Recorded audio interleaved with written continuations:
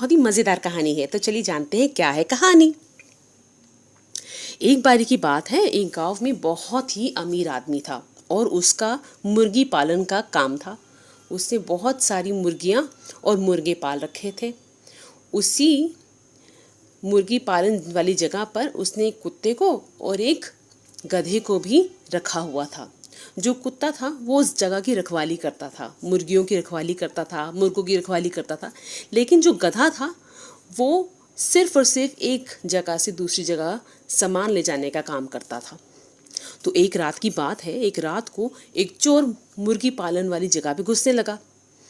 उस फार्म में घुसते घुसते उसे कोशिश तो करी, लेकिन जो वहाँ का रखवाला था कुत्ता, वो बहुत गहरी नींद में सो रहा था। उसे पता ही नहीं चला कि कोई अंदर घुस रहा है। लेकिन जो गधा था उसकी नींद टूट गई।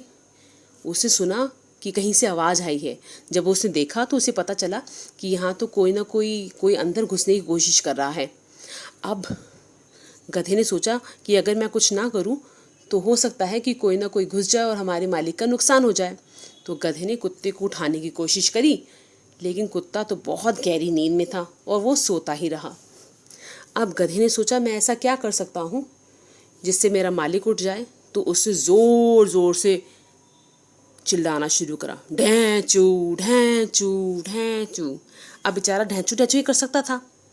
लेकिन मालिक उठ तो गया, लेकिन उसे पता नहीं था कि उसके वहाँ पर एक चोर घुस गया है।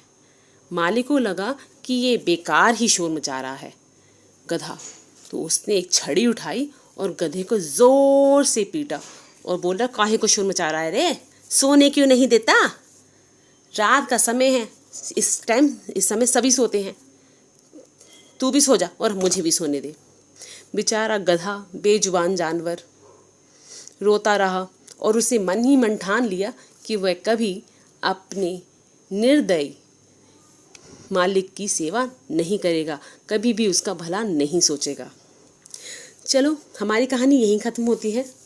कहानी से ये शिक्षा मिलती है कि हमें दूसरों की वफ़ादारी को बहुत महत्व देना चाहिए और उसका सम्मान करना चाहिए, ना कि उसे सज़ा। आशा करती हूँ आपको कहानी पसंद आई होगी। अगली बार फिर मिलूँगी नई कहानी के साथ। तब तक धन्यवाद। शुभ दिन।